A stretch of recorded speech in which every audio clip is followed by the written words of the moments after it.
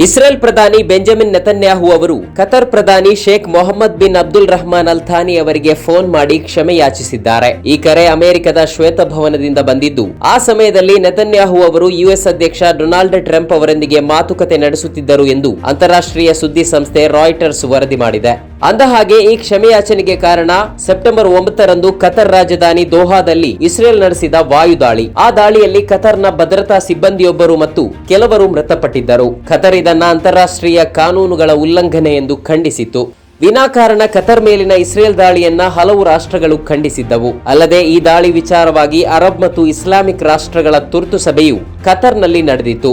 ಇವೆಲ್ಲ ಬೆಳವಣಿಗೆಯ ನಡುವೆಯೇ ನೆತನ್ಯಾಹು ಕತರ್ ಪ್ರಧಾನಿಯ ಕ್ಷಮೆ ಕೇಳಿದ್ದಾರೆ. ಇನ್ನು ಈ ಕ್ಷಮೆಯಾಚನೆಗೆ ಒಂದು ದೊಡ್ಡ ರಾಜಕೀಯ ಹಿನ್ನೆಲೆ ಇದೆ. ಗಾಜಾದಲ್ಲಿ ಯುದ್ಧವನ್ನ ಕೊನೆಗೊಳಿಸಲು ಮತ್ತು ಹಮಾಸ್ನಿಂದ ಒತ್ತೆಯಾಳುಗಳ ಬಿಡುಗಡೆಯನ್ನ ಖಚಿತಪಡಿಸಿಕೊಳ್ಳಲು ಪ್ರಸ್ತುತ ನಡೆಯುತ್ತಿರುವ ಒಪ್ಪಂದದ ಪ್ರಯತ್ನಗಳಿಗೆ ಕತರ್ ಮೇಲಿನ ಇಸ್ರೇಲ್ ದಾಳಿಯು ತೀವ್ರ ಹಿನ್ನಡೆಯಾಗಿತ್ತು ಎನ್ನಲಾಗಿದೆ.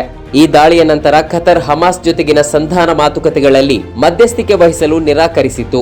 ಆದರೆ ಈ ಕ್ಷಮೆಯಾಚನೆಯು ಇಸ್ರೇಲ್ ಕತರ್ ಸಂಬಂಧವನ್ನ ಸುಧಾರಿಸಿ ಕತರ್ ಮತ್ತೆ ಮಾತುಕತೆಗಳಿಗೆ ಮರಳಲು ದಾರಿ ಮಾಡಿಕೊಟ್ಟಿದೆ ಎಂದು ದ ಟೈಮ್ಸ್ ಆಫ್ ಇಸ್ರೇಲ್ ವರದಿ ಮಾಡಿದೆ. ಒಟ್ಟಾರೆಯಾಗಿ ಈ ಕ್ಷಮೆಯಾಚನೆ ಮತ್ತು ಶ್ವೇತಭವನದ ಮಾತುಕತೆಗಳು ಗಾಜಾ ಬಿಕ್ಕಟ್ಟಿಗೆ ಶಾಶ್ವತ ಪರಿಹಾರವನ್ನ ಕಂಡುಕೊಳ್ಳುವ ನಿಟ್ಟಿನಲ್ಲಿ ಒಂದು ಹೊಸ ಬೆಳವಣಿಗೆಗೆ ಕಾರಣವಾಗಲಿದೆ ಎನ್ನಲಾಗುತ್ತಿದೆ.